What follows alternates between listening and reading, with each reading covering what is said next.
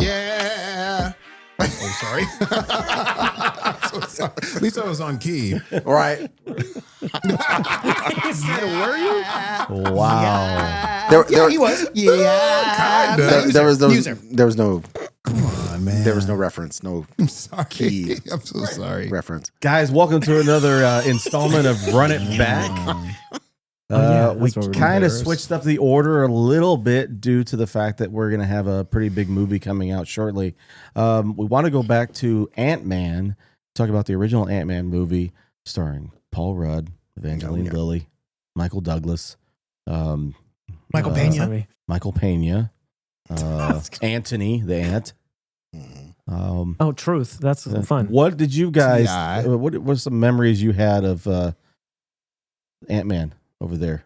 I mean, Nephew. My favorite thing about Ant-Man is that Michael Douglas plays Hank Pym. That's like that's and when we went to go see it, and it really struck me that that's Michael Douglas up there playing Hank Pym, and he had really good lines and funny lines as well. Right. And he played it serious, and he played it straight, and he was kind of a straight man, but he still was funny in it. That was the best thing for me about Ant-Man.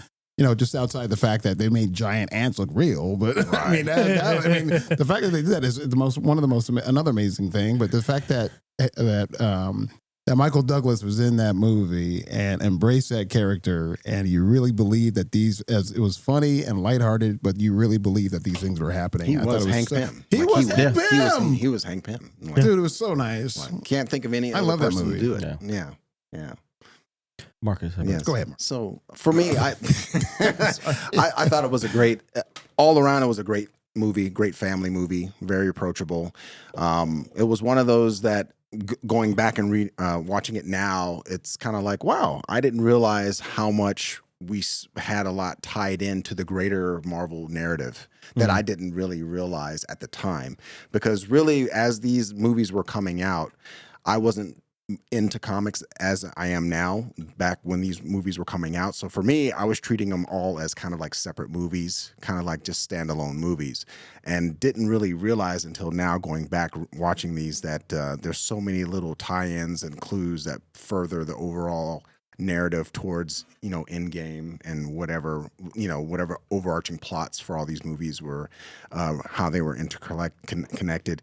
And it was just great. And I think, I keep forgetting his name, but he would have been a great Lex Luthor, I think. The character who takes the Corey Stoll? Corey Stoll, yeah. Who plays Darren Cross? Yeah, he would be a great Lex Luthor. I think I agree with that. Yeah. I mean, he has that look. He's not, he's not too old. He has the bald head. Yeah, I mean, he has that He's present. also really great in The Strain, a television show that's like a kind of vampire kind of thing. He's great in that too. Right. And so I think he would have been a good shoe-in for Lex Luthor. But back to Marvel, I think that it was really cool. Like when you see Michael Douglas and you see Howard Stark, you see... And Peggy. Yeah, Peggy. You see the guy he's with Hydra. Basically, oh yeah, the one who gets socked in the yeah, that guy. So putting joining Hydra.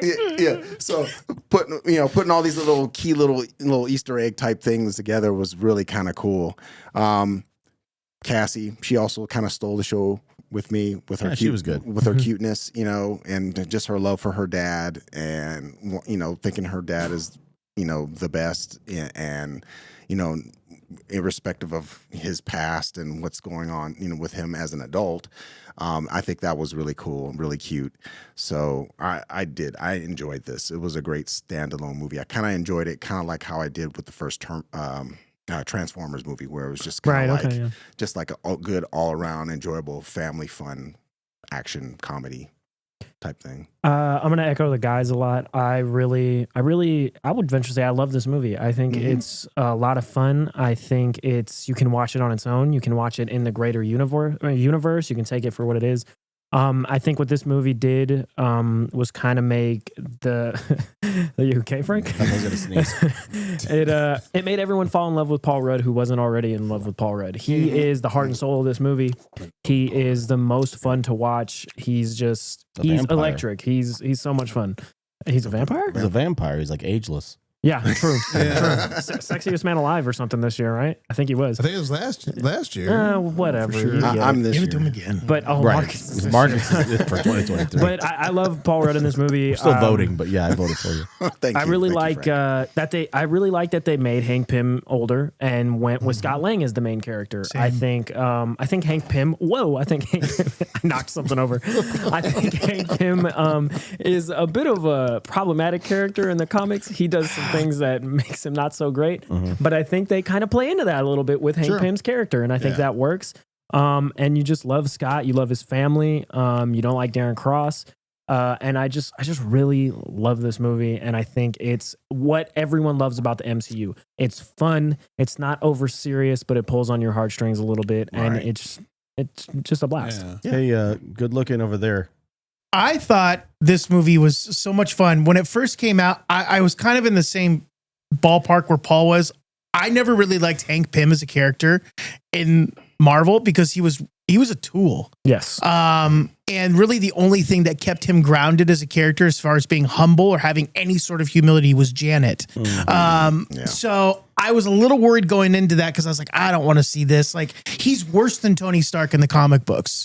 Yeah, he's like 10 times worse. There's like literal comics where he domestic abuse. You're like, dang, Ant-Man's kind of a jerk. Yeah. So I was a little worried about that, but when they said that it was Michael Douglas playing an older, he was going to be Hank, and then Scott Lang, I went, okay, we can work that with there. And then there was the Edgar Wright stuff that happened, and then Adam McKay came in with Paul Rudd and fixed some things. So I was like really worried going in to see this movie, and quite frankly, it stuck the landing. It was a lot of what you guys are saying. I'm echoing. It was a lot of fun. Great funny moments. It didn't take itself too seriously, but when it was serious, you felt those heartstrings, like Paul was saying. And we got an Avenger fight with him. Him and Falcon fight at one point. It was his first time introducing himself to the Avengers, which is super fun. And then going into Corey Stahl, and we got to see the Quantum Realm for the first time.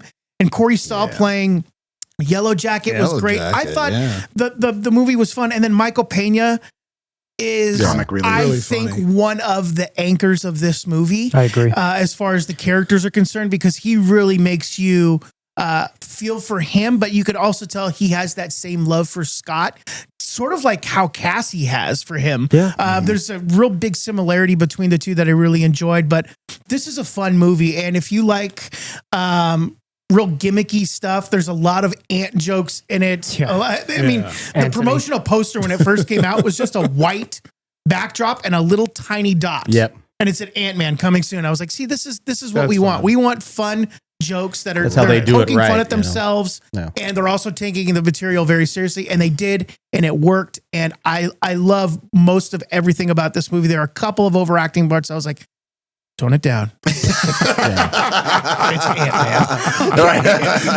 We're not. This isn't the Academy we're trying to impress here, but overall, this is a great movie. Did we see that movie, Frank? I think we did.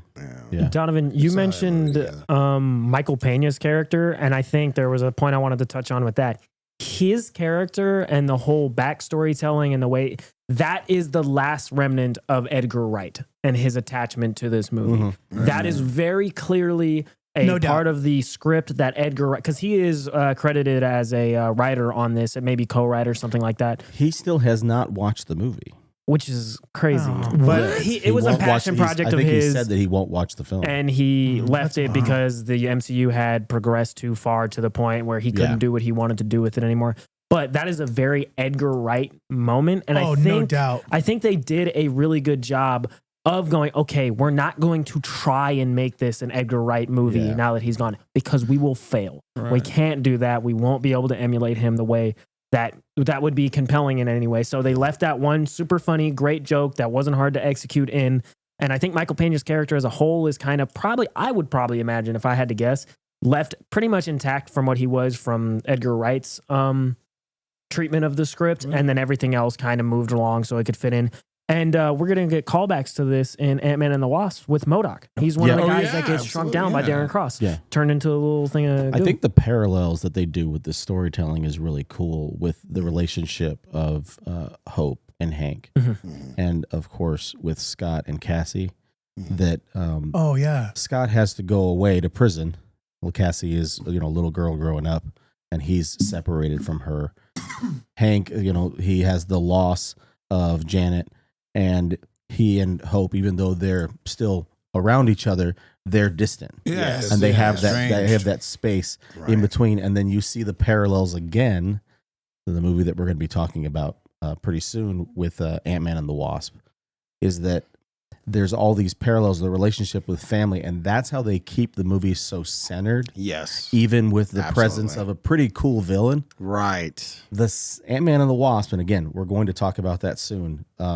It doesn't really have the same effect that the villain, I think, played his part. Again, they're establishing a character. Right. And they've got to establish Scott, and I thought that their dynamic was really cool too, is that he's a mentor, and then that those roles kind of shift as time goes on in their relationship. And I thought that was really cool. I really enjoyed this movie. I'd say it's probably, I know that it's probably not seen as one of the best MCU films, but it's definitely one of my favorite MCU films. I would agree. Because just the story's cool. I think Scott Lang as a character is one of my favorite characters in the entire MCU. Him from his starting point to where he is in Endgame. If not for Ant-Man, Thanos wins. If not for Scott and his plucky, I'm going to do everything I can to get done what I need to get done attitude, he's the everyman. Right. He's the guy, you watch the Avengers, you watch this movie and you go, that's me. I'm him. Right. I'm him. I feel where he's coming from. Yes. I just want to be the best I can be. I'm surrounded by giants, like literally and figuratively. Right. And I'm just trying to be the best part I can be and do what I can. And that's what I absolutely adore about that character. And there's literally not a better actor on the face of the planet to have played that kind of character than Paul Rudd. Yeah. Did everybody like Bobby Cannavale's character, the detective?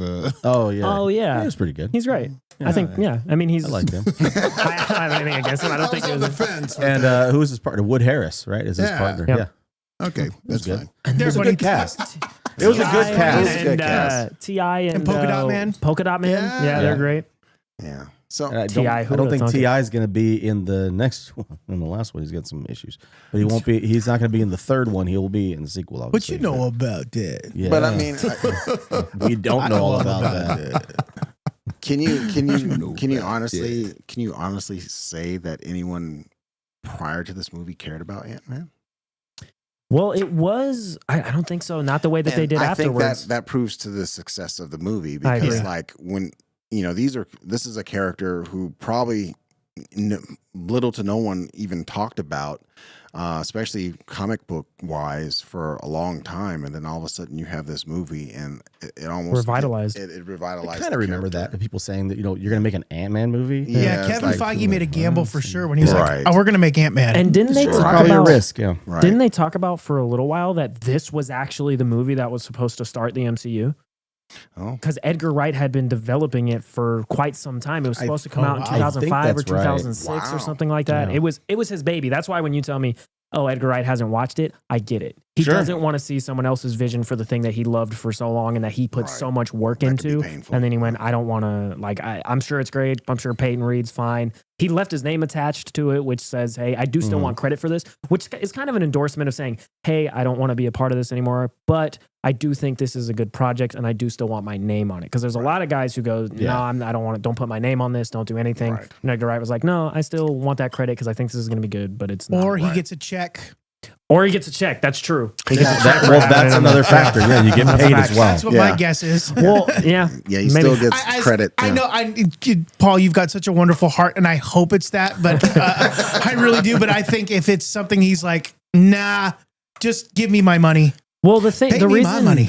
The reason I am of the assumption that he is on good terms with them is because he's never had any ill will towards this. Like anytime anyone's ever asked him, hey, what happened with Ant-Man? He goes, hey, man, it just didn't work out. My vision had kind of fallen by the wayside. It didn't fit in with the way with what they were doing. Yeah. So, and he could be blowing smoke, you know what I mean? But Edgar Wright, comment down below. What were your intentions? Yeah. Shout out Baby Driver. That movie is great, by the way. Yeah. And then Peyton Reed, of course, takes over this project, and this has become like a huge deal for him. It's getting multiple opportunities to do other things down the road because of this. I mean, he really created his resume. I mean, expanded his resume, I should say, based off of these Ant-Man films. His passion project for Marvel was always Fantastic Four. And he kind of said after the Ant-Man movie, was like, I don't know, it'd be a tough decision if I was offered Fantastic Four now. I don't know, I might just stick with Ant-Man. Do you think there's a possibility with Peyton Reed directing the Ant-Man 3 that he's going to be the Russos of this phase? Yes. I think it's really possible. Like I know Jonathan that knew where it was going. I know that it's exactly, really popular because that's really a popular opinion because of Loveness, who wrote he did the script treatment, and he's going to be doing a lot of the script stuff, writing for Kang Dynasty, and he also did a lot of the stuff for Shang-Chi. So I mean, they're trying to making those dots kind of connect. I mean, he's writing. Kevin Feige has this proclivity to hold on to directors like that. I mean, with example of the Russo brothers, because Paul had mentioned it. They came in and did Captain America: Winter Soldier, and then they were like, "Yeah, these guys are good. Hey, will you do Civil War?" And they were like, "Yeah, we'll do Civil War." And I was like, "Oh my god, he basically directed an Avengers movie." Do you want to do the Avengers movies? The biggest movie of all time? Reed has gone on record saying that this movie is an Avengers level type movie. Hopefully. So we'll see. We're going to get a little bit more into the Ant-Man trilogy, I guess you'd say. Sure. Ant-Man and the Wasp will be doing that at our next installment of Run It Back. Be on the lookout for that. And if you guys haven't done so already, please consider subscribing so you can see more of these beautiful faces, on a regular basis. That's a rhyme. Yes, the sexiest man alive for 2023. Yeah, Marcus. We've got him right here in the studio. So if you Marcus knew it was him. He's like, yeah, that's me. He's like, that's me. what's That's up. That's right. But we was appreciate you guys so much. He was going to make an anime sound. Ecstasy. We'll talk to you soon. Jesus. Stay tuned for more Run It Back installments coming up soon. We appreciate running it you back, guys. baby. Yeah. Starman, baby.